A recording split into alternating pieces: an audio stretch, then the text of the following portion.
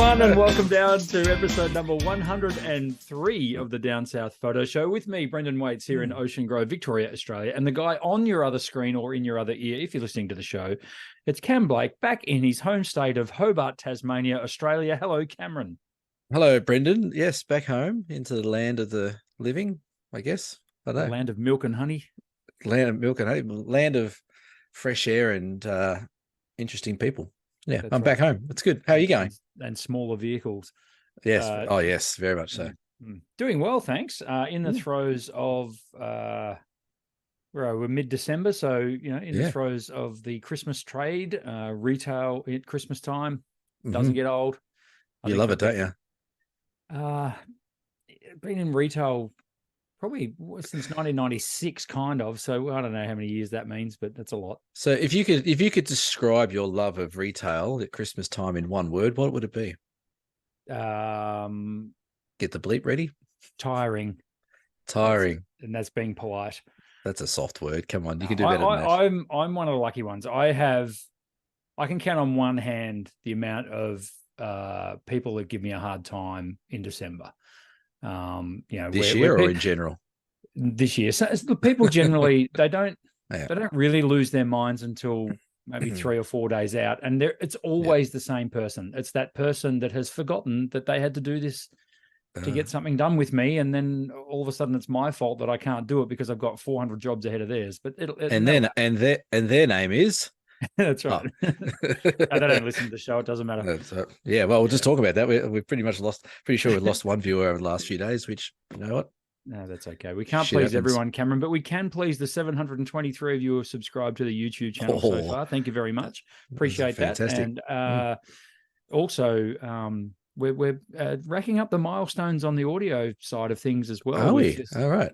15,000 bloody downloaded hours and stuff like this. It's pretty crazy. Next week I'll have all the actual stats for you. There you go. I'm not organized this week, but next week I will have. Yeah, next episode is all about stats. And it's funny you should say next episode. It won't actually be next week. We are actually going to put out 2 episodes this week because we're going to make up for lost time. Oh, is that what we're doing? I thought we were going to do one tonight, and then you're going to release this straight away. We're going to release this very quickly. It might not be Monday night, but it will definitely be before Tuesday. So because we didn't do one last week, we've got to give the fans what they want, Cam. So then we'll do another one later in the week to release. Yes, you're crazy. You've gone off the rails, mate. You're crazy. You're crazy. Crazy Americans. That's right. One of the big game changers this year for me in retail, though, is I no longer produce the canvas prints out of my shed.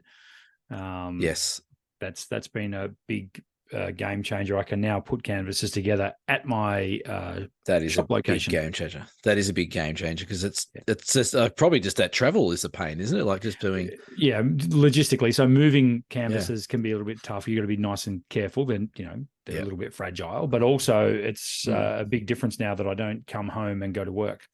Yeah, you know what I mean, I come home and get to record a podcast with you, mate. Yeah, which is sort of work, isn't it? It kind of. But not feels really. like work sometimes. When I can sit it never feels like work. When I can drink a Furphy crisp and, I'll tell you what I'm enjoying being back in Australia, being back home, is actually drinking beer that has some alcohol content to it. Right. I'm sorry, anyone listening in America, you know what? I had a whole heap of stickers and I had a whole heap of little things to drop off. Do you think I left them anywhere? Nope. Because everywhere I went to leave them, I got looks saying, you're not going to leave that there, eh? Right. But there's one thing America don't do. Well, they do everything pretty well, Americans. I give them that. Yes. Like, it's a pretty amazing country. One of the biggest things they don't do, gun control is probably the biggest thing they don't do very well. But the second biggest thing is beer. They just don't do beer. It's terrible. Right. It's like licking a gutter in a drain. It's just everything we got. Even though it was like what's Bogues? Like Bogues is, I don't know what percentage that is anymore. Like 5%, 4.6% alcohol. Yeah, there you go. And we were drinking. We had a couple of beers over there that were 5%, and it didn't taste like beer at all. It just tasted like a sort of poorly flavored water. So, lift your game, America. Get some better beer. So you were enjoying more of the imported beers than the local drops. I ended up going different. I ended up going for the hard liquor. I ended up getting on the scotches, and they were okay. They seem to do them okay because they import them from Scotland and Ireland, so they were pretty good. Right. Clearly, our drinking problem has a podcast attached to it. So, Absolutely. Yes. So, welcome home. Good. Thank Look, you. right off the top, let's talk about your trip to the US. We can start Yeah. with your background if you like, given that that's a good Oh, that's a throw. fantastic That's idea. a good throw straight into a talk about your trip. So go for it. All right. So this background is a pretty famous strip of road there. So this is as you're coming into Monument Valley, which is technically in Arizona, I believe. So we headed that way after we'd done a few of the other national parks in Utah, heading down towards Page, Arizona, where we stayed this night after here. But coming down this road was really cool because this is the Forrest Gump road. This shot is taken from the Forrest Gump viewpoint. So Forrest Gump has got his own viewpoint, which I think is pretty cool. And we're lucky enough through the whole trip, really, but we didn't have much tourists. There wasn't many people around.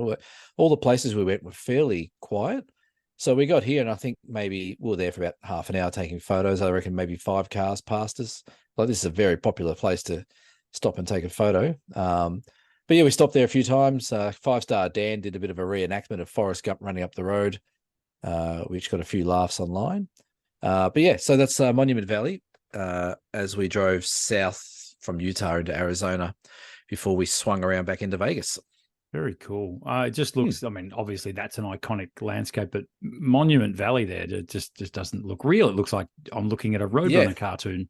Well, it does. It has that real color to it. And it's funny because it sort of pops up out of nowhere. Like, there's all canyons wherever you go around this part of America, but when you get there, it's the opposite. All these things just start spiking up from the ground. So we could actually see it from a long way away. And we're driving along, and I think we're about 70 or 80 miles away. And I said to Dan, man, that might be Monument Valley over there. I'm like, nah, that's miles away. It doesn't look like it would be it. And it was. So, and then over the other side, there was a town we stopped in. I can't think of the name of it. Had the dodgiest McDonald's we'd ever stopped in. Okay.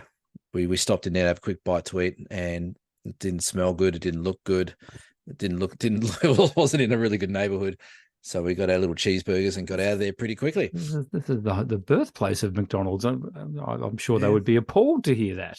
Well, it wasn't great. And what's funny thing was, when we walked in there, we sat down for about 5 minutes, and Dan's looking at me, and I'm looking at Dan like, oh, this place is a bit dodgy. And his family walked in, and we hear the dad go, "So what do you want? What do you want for lunch?" We're like, "Oh, there's Australians here." So we're like, we're not the only stupid people walking into this dodgy McDonald's. So yeah, well, there you go. Yeah, so that's Monument Valley. I'm sure there's probably people that listen or view the show have been there, and they understand how much of a beautiful spot it is. Now, those of you who tuned in last week will know that we had Cam live from Zion National Park in Utah, which was pretty cool.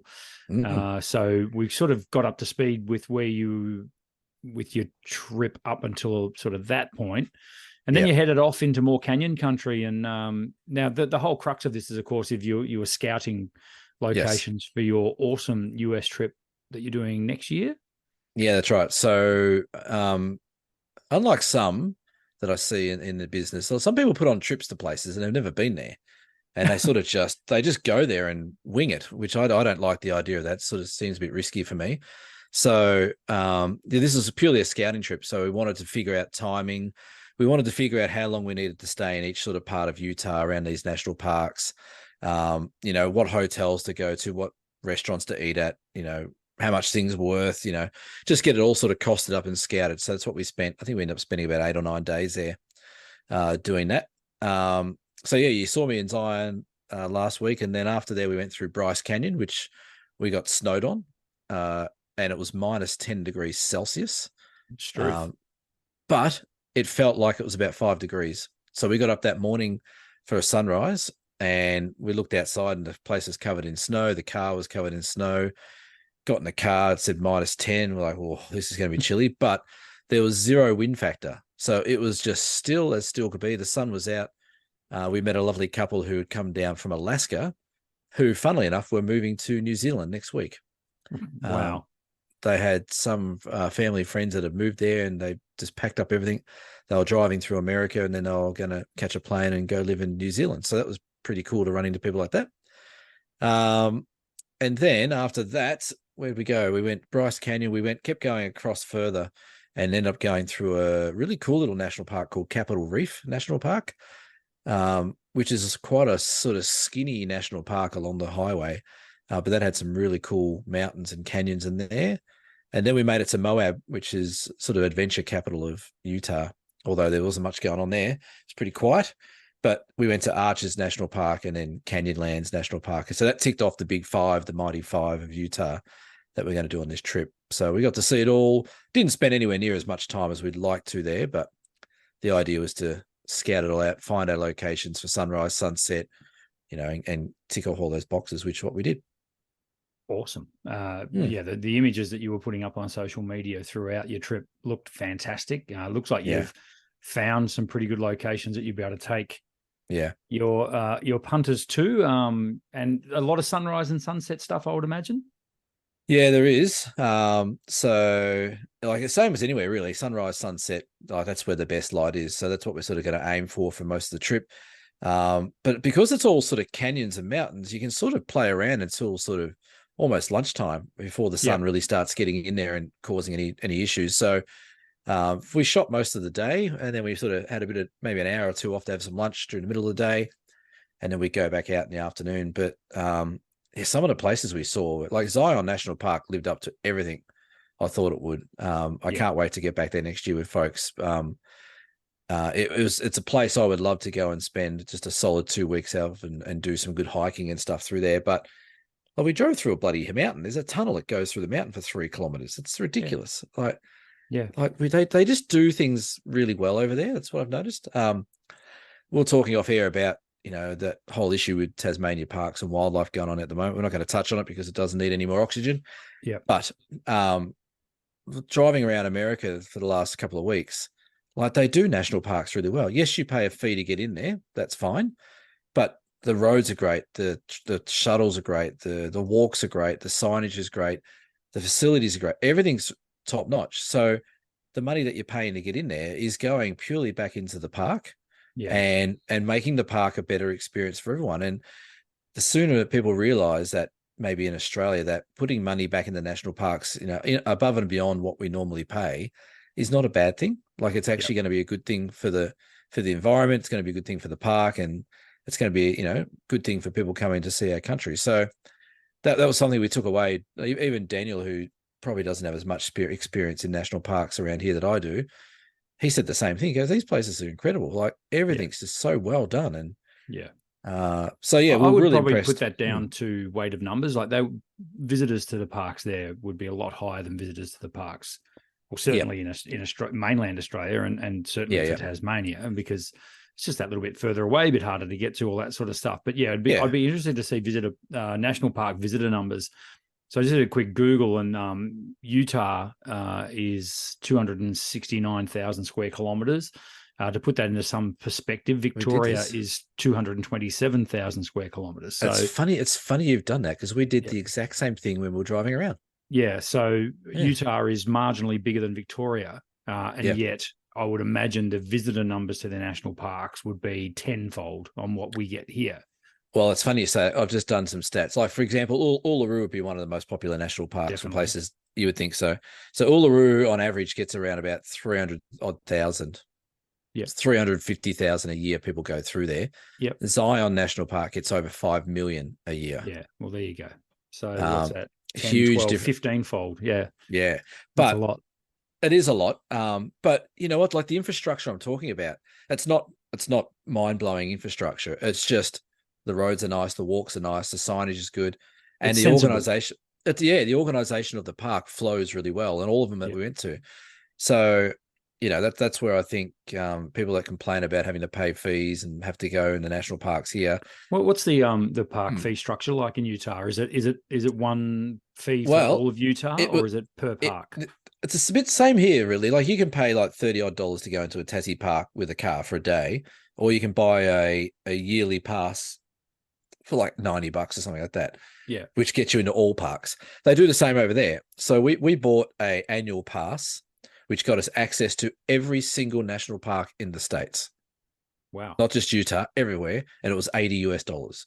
Yep. For a 12-month pass. Valid for a year. Yeah. And that's a vehicle. So we bought it at the start, everywhere went in. We just showed the card at the ranger thing. Yep, come on through. Do you want a map? No, we're good. Enjoy. See you later. It was a 5-second process. Yeah. It was really, really good. And, the same thing happens and this is something that we also spoke about. What I think Australia lacks on a couple of different levels is they have the National Parks Service, or Services of Interior, whatever it is. So it's a department. So all their national parks are nationally managed. They're federally managed. Where here in Australia, all our national parks are all managed by the state. Correct. So you can go to Victoria, you go to New South Wales, you come to Tassie, and you'll have 3 different experiences on how you access and gain and pay for getting into a park. I think there's a big potential there to merge it all and make it a federal department and have all the national parks under one umbrella, run centrally, and everyone keeps their job. They just wear a different uniform. They all go under like a federal award or whatever it might be. Yeah. And I think it would work better because it really did work well, and it was poles apart from what we see in Australia. Yeah. Yeah. Well, we could certainly, by the sounds of it, I've never been, but it sounds like we could take a leaf out of their book for sure. We've got one spot next year if you want to come. There you go. See, if I want to come. Yeah. There's one spot left, mate. Sounds very enticing. Yeah. Like we'll do a special rate. When is it? October. Go on, get a plug in for it. Come on. It's October 24th to November the 3rd. 2024. Fantastic. We're meeting in Vegas on the 24th, so you got to get yourself to Vegas, and we'll drop you back there after we've had some fun. It's going to be great. It's on the list, on the bucket list for sure. Yeah. So once you got through Utah, you went back to Vegas for a couple of nights. Is that right? Yeah, we did. We went past the biggest hole in the world. We went past Grand Canyon as well. Right. So we drove a bit further south. It was good. It was a bit of just a flying visit on the way through. Mm-hmm. I've been there before, but Daniel hadn't seen it, so we thought we might as well go over a bit of a squiz. And then we headed back to Vegas for a few days. And yeah, we didn't misbehave too much. Vegas has got that temptation to go crazy, but we didn't. We actually we got a little bit drunk in Moab. We had a big night in the Moab Brew. If anyone, actually, there might be people listening because a couple of people. We actually met some guys in Bryce Canyon who. The night it was -5 or -10. There was a swimming pool and like a big jacuzzi there, and we thought, we'll go for a swim in the heated swimming pool. Which the heated swimming pool was a bit like their beer, underrated and underheated. So we ended up and all these 3 guys walked in. I can remember one of their names was Rodney, and a couple of brothers. They all worked on the mobile phone towers, and they were doing work the next morning in -10, 150 foot up in these towers. Anyway, we ended up jumping in the hot tub with them. They were watching some American football and had a chat to them. But Rodney subscribed to the audio, I think, of the podcast. So g'day to him. G'day, Rodney. If he's listening, hopefully they didn't freeze to death on the pole the next morning. Well, he wouldn't be listening if he froze to death. No, that's true. That's a very valid point. So yeah. What was your question? I've gone off track. Oh, no, I just said you've wrapped up the trip with a couple of extra nights in Vegas. Oh yeah, Vegas. That's right. Yeah. Yeah, so we just walked the trip. But you behaved yourself. You got off the chain in Moab. Yeah, that's right. That's where we got off the chain in Moab. So yeah, but yeah, we behaved ourselves. We did lots of walking. One day we did 30,000 steps up and down the strip, just walking up and down. And for those who might have followed my Facebook page, Daniel got himself a little bit of trouble live on a bit of a walkthrough with a couple of young ladies who wanted to get to know him better. Yes.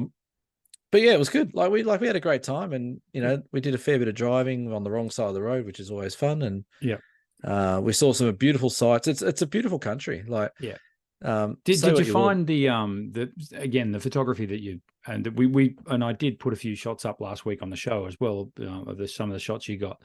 Yeah. Did you find it came easy because it was just such a beautiful landscape to shoot? Well, yeah, a little bit. Yeah, were you trying to avoid the cliches, the shots you've seen 1,000 times? Well, that's funny you say that because the only national park I did any sort of looking at was Zion. The rest of them were where I went there completely unprepared, no idea what to expect. Yeah. So we landed the first day. We stayed the first night in Vegas. Then we drove from Vegas into Zion, and I hadn't taken a photo the whole time I'd been there until we got. The first night we got up to Zion, we got there a little bit late, so the sun was starting to drop. And we thought we'll go for a quick look in the park. We've got a couple of days here. Let's go quick, have a look. And as we're driving in, I'm like, holy shit, Daniel, like, look at this, look at, even he's like, oh my God. I'm like, slow the car down here, take a photo, slow the car down here, take a photo. And then the next morning we went in there early and we got a nice sunrise, and it was like shooting fish in a barrel. Like everywhere you look was a shot. And then the other thing I've done, which I think I've done really well, which was sort of planned but not planned, the autumn color when we're going next year is going to be absolutely spot on for all these places. So, there was those beautiful, I had my inner Ben Horn on, the autumn tree against the red rocks and things like that. And so, it was great. Every location we went to was just mind-blowingly good. And we got lucky with the conditions, like to get snow at Bryce Canyon. So all those pinnacles are all covered under snow. That was a bit of a godsend. The Arches National Park, we got some good light there. The only one we struggled a bit was probably Canyonlands, which is sort of opposite to where Arches was in Moab. That's a bit trickier, and it's sort of two parks in one, but there's a big giant hole in the middle of it, which is called the Colorado River. So you go to one end of the park, then you got to drive like another hour and a half to get to the bottom end. So that was a bit tricky. But it was good. Like there's some stunning scenes around even between the national parks was pretty amazing. So you're gonna have a hard time trying to tell your guests what gear to bring, or is it fairly obvious? I think it's going to be pretty straightforward. What's going to be hard is moving them on to the next spot. So this is a 10-day trip. We could easily spend 10 days in Zion and explore the whole park. But we can't. But you could easily spend, 4 or 5 days in Moab just exploring parks there. So I think the tricky bit, and that's why we did this scouting trip, we've actually changed the itinerary around a little bit. So we were originally going to spend quite a lot of time in Zion, but I'm like, we can't do that because the rest of these parks need as much time, if not, a little bit less than Zion, to really get them nailed in. So, but like I said, even between the national parks, like we were driving along, like pull over here. Yeah. I would imagine it's kind of like, everywhere you go, when you go somewhere for the first time, you get the taste for it, and in the back of your mind, I got to come back here, and then totally explore. I mean, clearly you're not going to be able to explore everything everywhere all at once, which was a terrible movie, just by the way.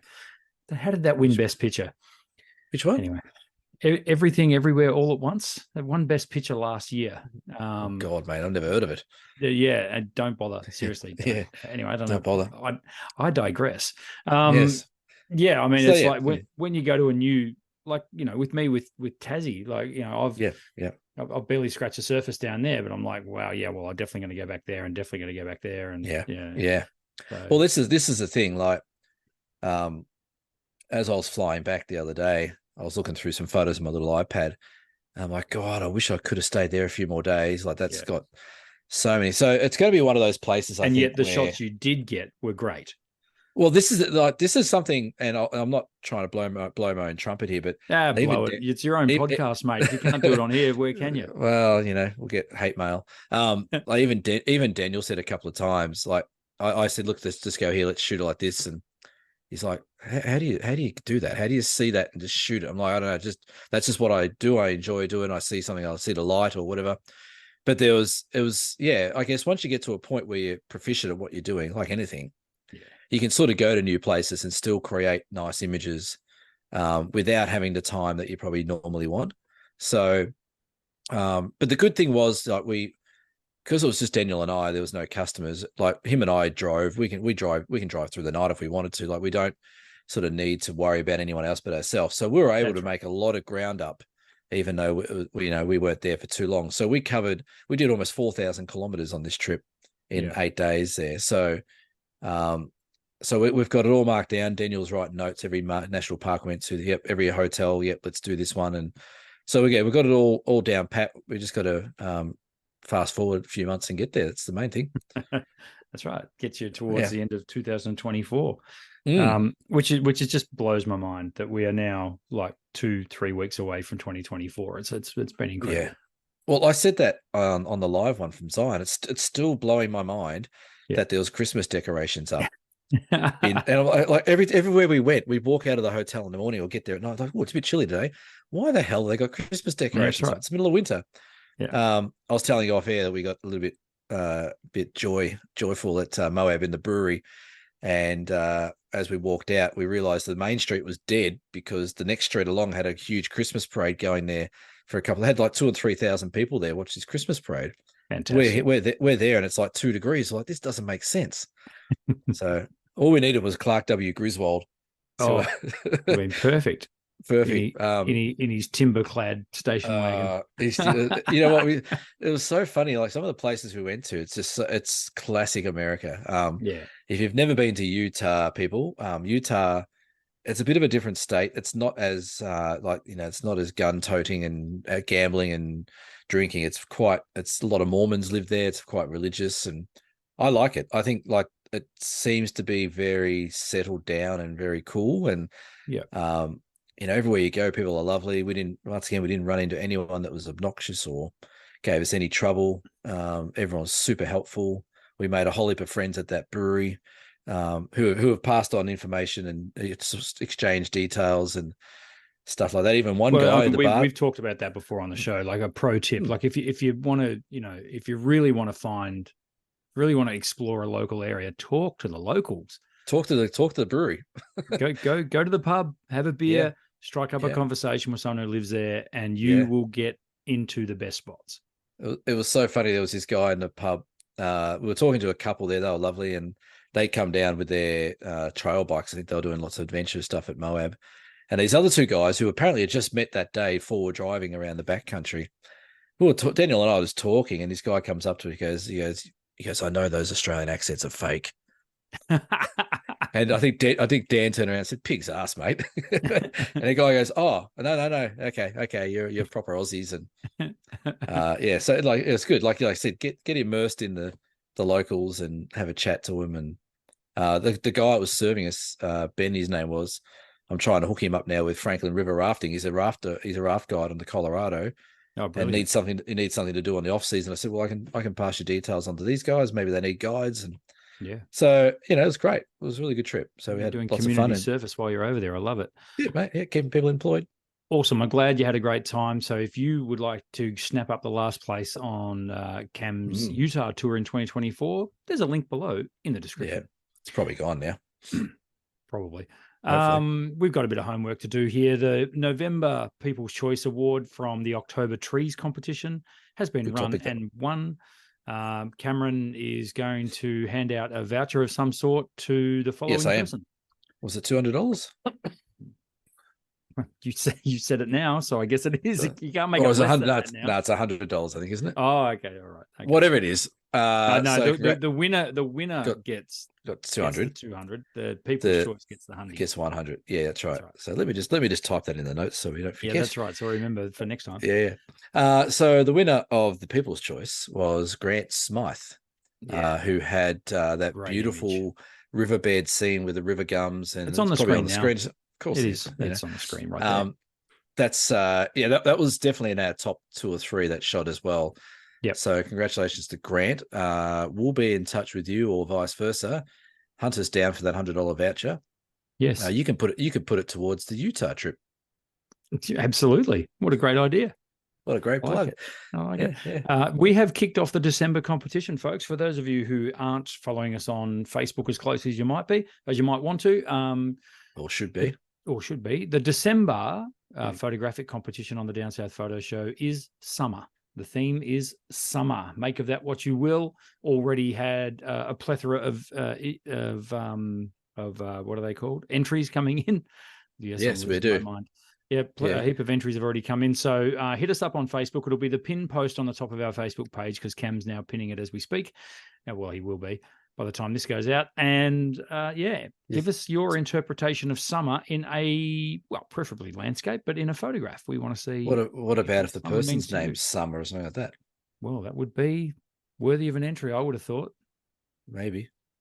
I like how you hung shit on me about trees being a terrible topic. Now you've just gone summer. Like, that's right. You've just gone a whole season. Come on. Well, I thought I'd narrow the brush stroke a little bit, but I didn't really narrow it that much, did Yeah, I? you've Sorry. no, not narrow Just at all. I think that's called making a rod for your own back, isn't it?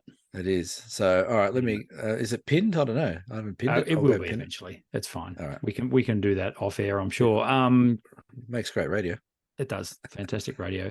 Cameron, Mhm. why do people always ask if their image is better in color or black and white? Why does this happen? It seems to happen regularly on social media. People will post a Yes. color version of a photo and then they'll post a black and white version of a photo. Which one do you think I should use? Which one's better? I can't decide. It There's a drives me to couple of distraction. there's a couple of answers to this. Which one do you want? Do you want the nice, kind, fluffy answer, or the one that's going to probably upset a few people? We'll get both. Let's upset people. Come on. We haven't quite upset anyone this episode yet, so we should. Well, let's get cracking. I think people ask that. I think some people. I'll clarify that. Don't back down. So I think some people put that up because they just like the idea of getting some attention. Yes. And if they put it up there and go, "Is my car like?" What does my head is when people put up a really nice photograph. They go, "Oh, what do you think of this?" Like, you know, if it's a nice photograph, don't pull my leg that you're not sure. You just want people to stroke your ego, and I don't like that. But so I think some people put it up there purely just to get some attention on their photo, or get some conversation on their photo, or get some sort of controversy going on their photo that might get them likes and hits and stuff like that. I think other people might ask because they generally just don't know which one looks best. Mm-hmm. And a lot of times, I think in my experience, both of them look pretty good. Color will work most of the time, and so will black and white. So, but I don't know. I think people, again, I think people might have a bit of confidence issues with their photography, and I don't know. Like case in point, today I almost had a massive brawl online with some. I don't even know who he was. I posted a couple of my Utah shots on. It's called World Class Photography or World Class Landscape Photography. I see a lot of American. I think I'm familiar with it. I see a lot of American outbacky shots on there, so I thought I'll put a few shots up there, and I put up one of a shot I did, and this guy writes back, "World class?" ? And I wrote back, so well, I didn't name the group, dude. You know, he goes, "Well, do you think it's world class? You obviously think it's a world class photo. That's why you posted in this group. So is that a yes or no? Is it a world class photo?" And I started loading both barrels up. I went, I said, "Do you really want to go down this path?" Because I checked out this guy's work, and his work was shit. I'm sorry, he was a shit photographer. Yeah, he had terrible color, terrible composition. He was not good, but he thought he was just going to poke someone. But he's a keyboard warrior, so he thought he's a keyboard warrior. So he thought, no, I thought better of it and went backwards. But that's one of the reasons why people are so doubtful about putting photos up, because again, we have people that jump on and comment. You know, the shot behind you, which mind you didn't say it was Barwon Heads, but it's Barwon Heads. The shot behind you. You put that up and go, "Oh, I'm going to put this up as a color shot." And then someone goes, "That'd be better as black and white," or "You should have done this," or "You should have done that."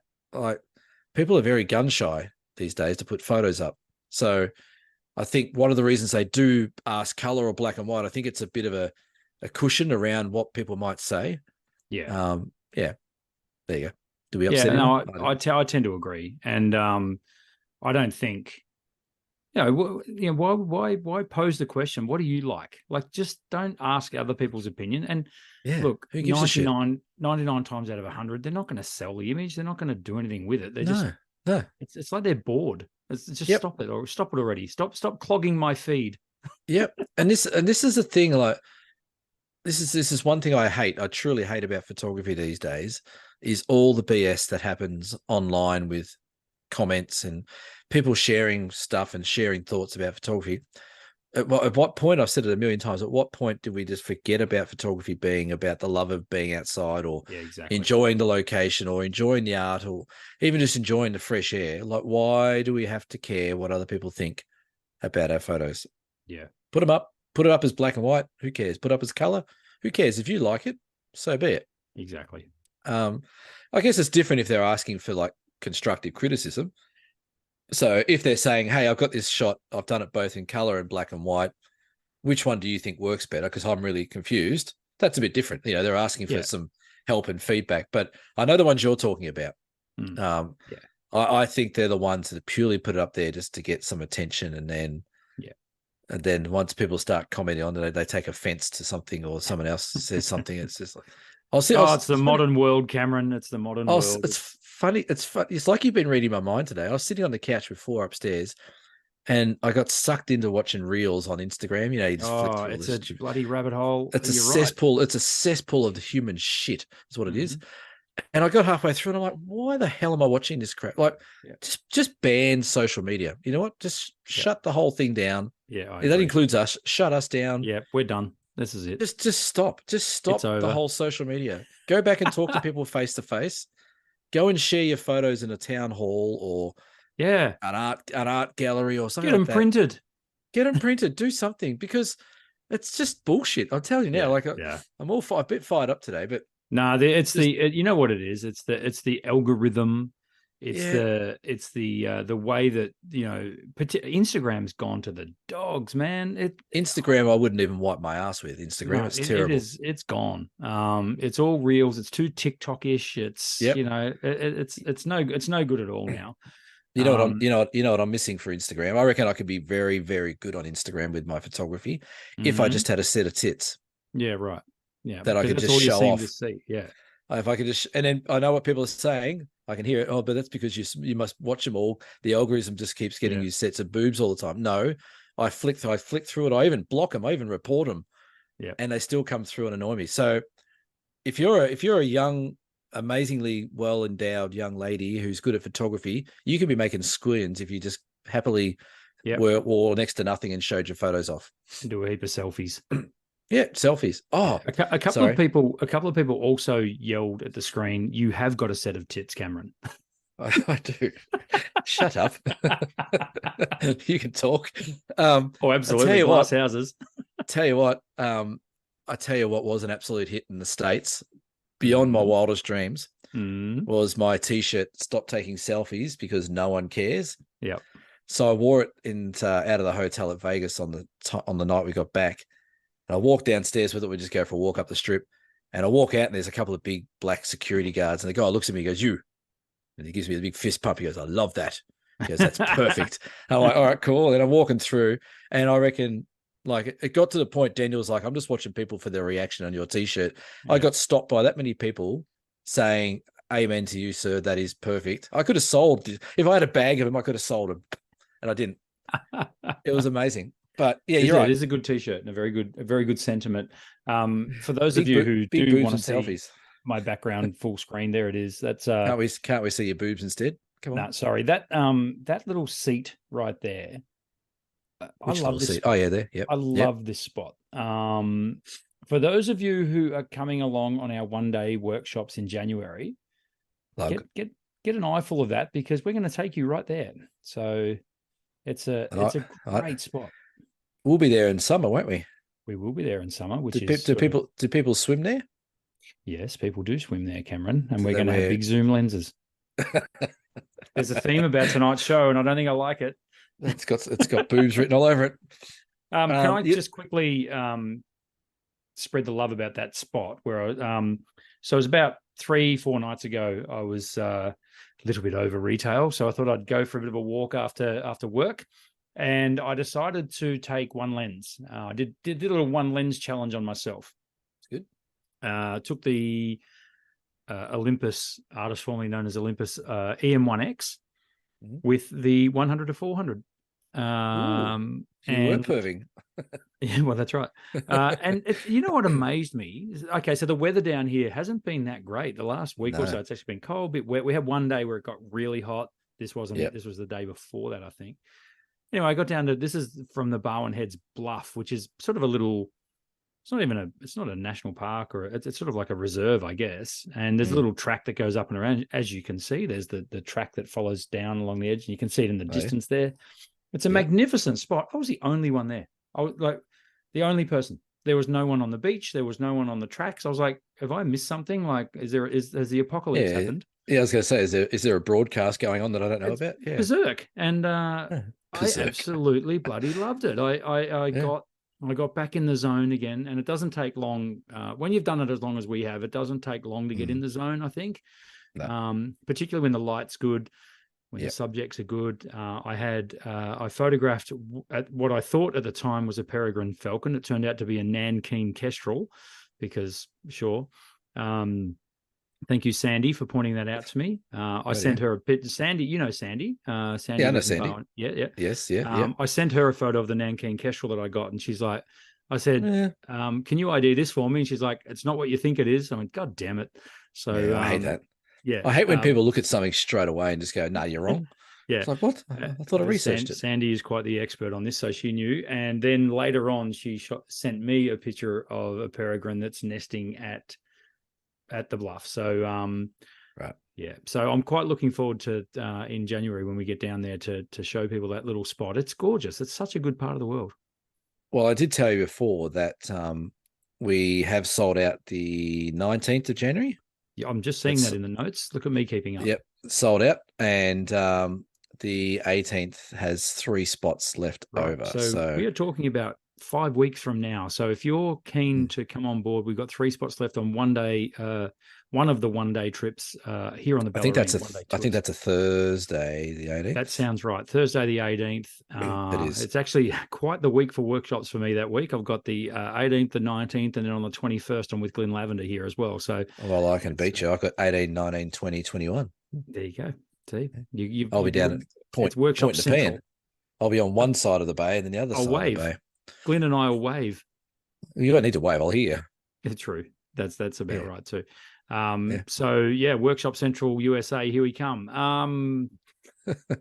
Beard, where are we? How are we going for time on this podcast? I think we can probably squeeze in a deer cam. But let's go quickly. Beer donations. Alison Faskin, thanks, bought us a jug. She'd buy us a jug. Thanks, Alison. She's lovely, Alison. And Mel, someone. Who's that? Yeah. Must be a new listener. G'day, new listener, Mel. Mel bought 2 beers. Thank you, Mel. Appreciate you. We're drinking them right now as we speak. Deer Cam, episode 103, Deer Cam. Deer Cam. Hope you boys are well. See, it says Deer Cam. What's it called? Hope you boys are well. We've really got to change this to Dear Us or something. Dear boys. Dear boys. Sounds. I'm not feeling as special as I used to now. It's not my segment. No, it is your segment because I'm going to ask you. Hope you boys are well. Love the show and can't wait to join you on one of your workshops next year. So I'm guessing they've already booked. Utah. Yes. Nice. So I'm wanting your take on intentional camera movement in brackets. International. Intentional camera movement in brackets ICM. I've seen a bit of this around lately in landscape photography. Sometimes I feel like I'm looking at a mistake rather than an intentional. That's good. Any tips on achieving a more intentional look? Cheers. P.S. I bought you a beer. Well, no, you didn't. Your name's not in the. Well, you must have done. Gav in Launceston. Did he buy us a beer? Hello, Gav. Haven't seen anything there from Gav, but I'm sure it's. Maybe if you haven't, Gav, you didn't go through, so you need to go back to dsps.com.au and have another crack. Intentional camera movement, Cameron. I have seen this as a trend. Shout out to Phil, who came in and printed his ICM photos today. Had a good chat with Phil about this today. About what his take on ICM. He does a lot. Good customer minded, prints a lot with me. What do you think about ICM, Cameron? Sounds like it's a loaded question, Brendan. Do you know what I'm talking about? I know exactly what you're talking about. Yep. Mm-hmm. Go back probably 3 years, and I used to think it was the stupidest thing people ever did with a camera. Yes. Like intentionally move your camera to get all these blurry bits and make it look all fancy and abstracty and arty.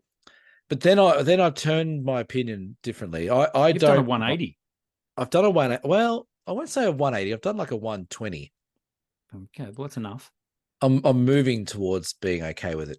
So I've seen some good examples of it, and I think the reason why I didn't like it at the start because I saw some very, as Gav has said there, some very unintentional, purposely bad photos. Sometimes I feel like I'm looking at a mistake rather than anything intentional. Yeah, so I think I saw a lot of examples of mistakes, which is why I was like, why are people doing it? But when it's done nicely and done properly and done with nice colors or the nice subject, it actually works quite nicely. So, especially with water, if you're doing like oceans or, even behind me could work with those different layers of colors, you can get some interesting sort of blur movements.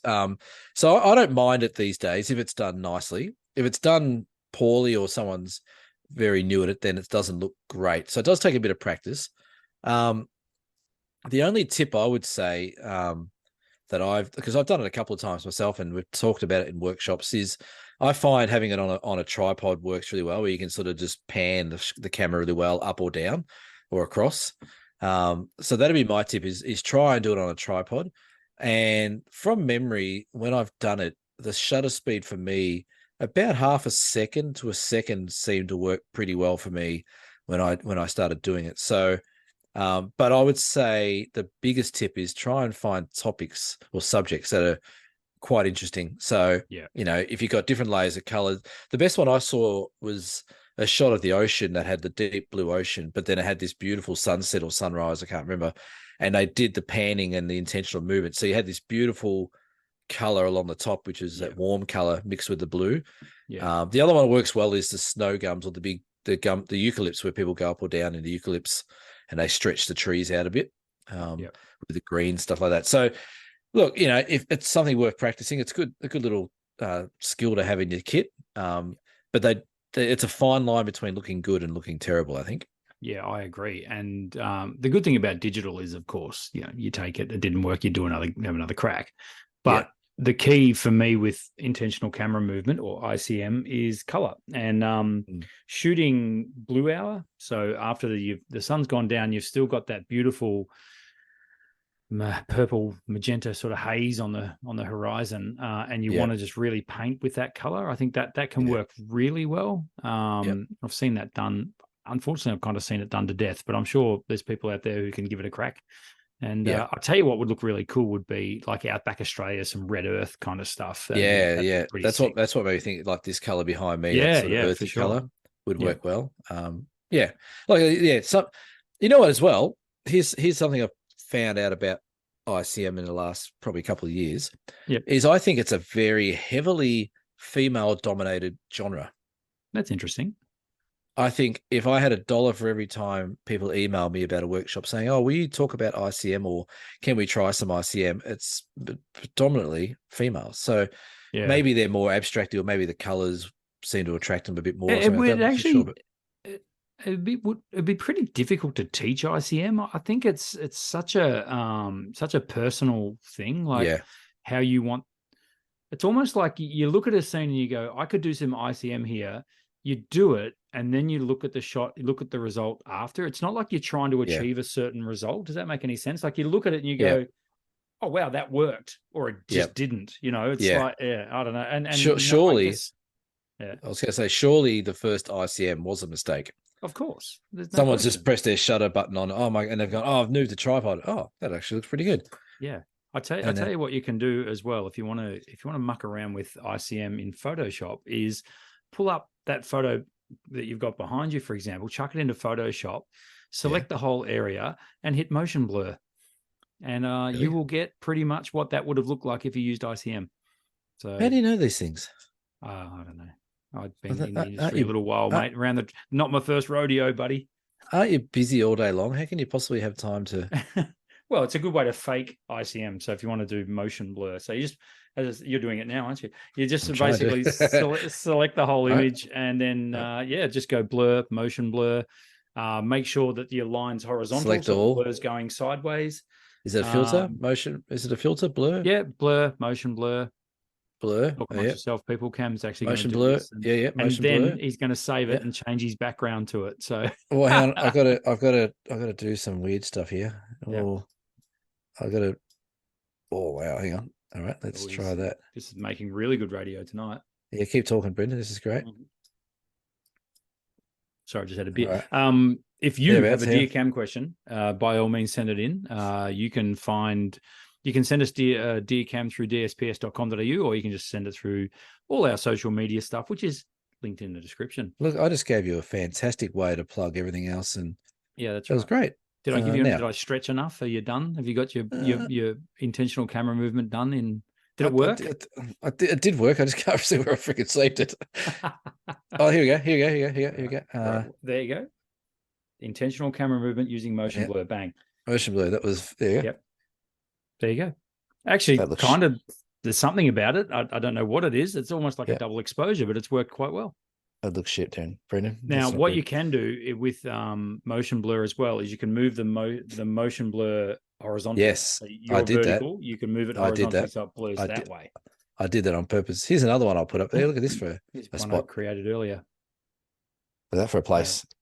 That's Antelope Canyon. That's right. So how much are you going to sell that image for, Cam? 1.9. And if you don't think I can do that, you can lick my. That's right.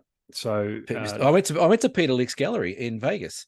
And he doesn't listen, does he? He's got too much money, apparently. He's above us. He's above us. I actually, what I thought was funny, I walked into the gallery and there was a guy there, not Peter Lick, but I FaceTimed a good friend of the show, TP, because apparently TP knows Peter. Mm-hmm. So I thought I'd get TP live on there to critique his work, but TP backed out pretty quickly. He didn't want to play games. So yeah. Really? Okay. So I tell you what, was I impressed? There's certainly some stunning shots he's got. Yeah. But I actually found a lot of them were really not that great. Like there was it's like he put I think there's a lot of Photoshop goes in some of his work. He had like some super moons that looked just ridiculously big in scenes, and things were very highly saturated. But he had some other Saturation is his big thing. A lot of photographers, when they go to a Peter Lick gallery, that's the first thing they mention is how saturated they are. He does also print a lot on, we used to call it Cibachrome. I'm not sure what it's called these days, but Cibachrome or something like it was what it used to be called. It's not Ilfochrome, it's Cibachrome, which is highly reflective. And of course, he used a lot of, black walls and the images just pop because he puts floodlights on them. Look, the gallery itself was beautiful. It's a stunning place, isn't it? Really, really, really beautiful. But I looked at some of the shots. I'm like, look, that's great. That's really good. Dan and I both walked through there, and the guy behind the counter was very lovely. He's like, "Oh, tell us what you think, and don't hold back, blah blah." Yeah. And so we looked through it, and a couple of we're looking there like, that looks poxy. That's been photoshopped to hell. Yeah. There's other ones where it's like, oh, that looks really nice, or that one's really oversaturated. So yeah, he had some really cool stuff. And then we saw the one that was so expensively famous that he sold. I think it's called the Ghost Canyon or something like that. It's called, which is in Antelope. Yeah. It's pretty much the front door of it. But one thing I learned about that is because that's got a big beam of light that comes down into it. Yes. And I think how he's created that is by disturbing a bit of the dust or the sand on the floor. That's exactly right. I've read that. Yeah. Yeah. So I'm like, okay, so he's sort of which he openly admits. Yeah. Whether or not it's sold for $2 million, I don't know. I've heard stories that might be a bit of BS, but that he bought it himself and all this. He bought himself, or his mate bought it and he paid him back. Maybe Tom bought it. I doubt it. Tom can't rub 2 cents together these days. No, but Tom in inverted commas bought it. Oh, well, I don't know. Secretly, I think Tom wants to be Peter Lick. Does he? I think so. He tries to dress the same. They have the same sort of attitude. Ah, right. Okay. But yeah. Hey, did you hear they did another podcast? They did like one. They did not. And we're not talking about their show on our show. They can get stuff. Yeah. That's it. Get stuff. Anyway, we went and had a look at the gallery. It was pretty cool. It was actually in the hotel we were staying at, the Mandalay Bay, which is handy. So we had a look. So it was good. Good fun. Awesome. I like it. Right. That's going to be it for episode 103. Cam, what do you got coming up? I know that you're looking forward to a bit of downtime. I'll just type in there what I'm doing. Very good. Yes. I'm not doing much. Loud, but thank you. No, I've got nothing. Well, next month I'm up there doing a few things with you and a few single day stuff. Yeah, but that's a month away. That's a month away. So kids go on school holidays later this week. So I'm on daddy daycare and brilliant. I bought a new car. A new car. Excellent. So, you can finally drive it. Yeah, I bought it and then disappeared the next day. So yeah, we might do a few day trips with the kids and go out and do some stuff. And yeah, what about you? Exciting. I'm really happy the school holidays has arrived.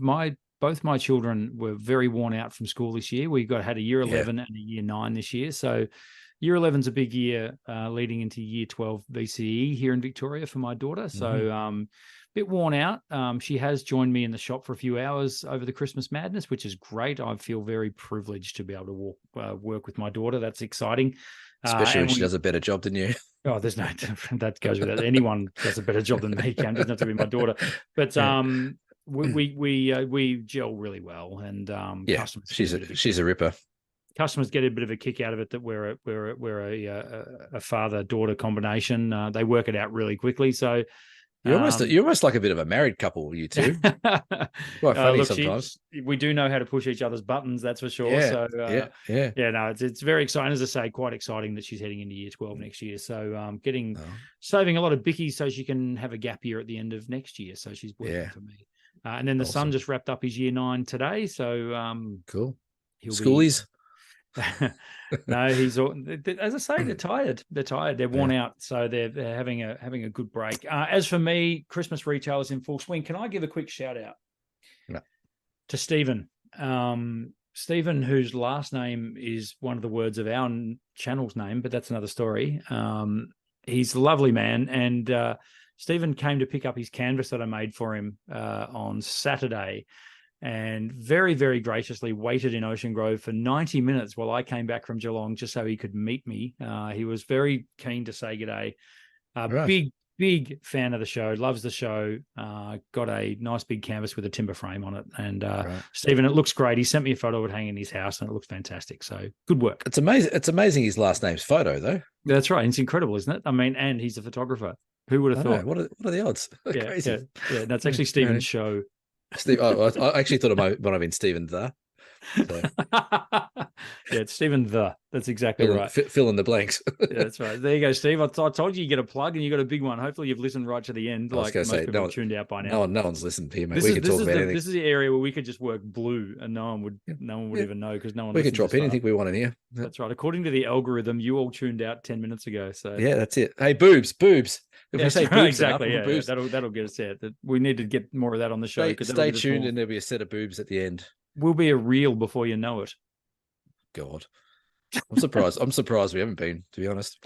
Good to have you back, Cam. Good show. Thanks, mate. We will Lovely see you for episode 104 later in the week. We're going to double down this week because why not? We just are. It's Christmas. At Christmas. That's right. It's Christmas. Yes. That's right. Exactly. This has been episode 103 of the Down South Photo Show. We'll see you for episode 104 later on the week. Radio. See y'all. Cheerio.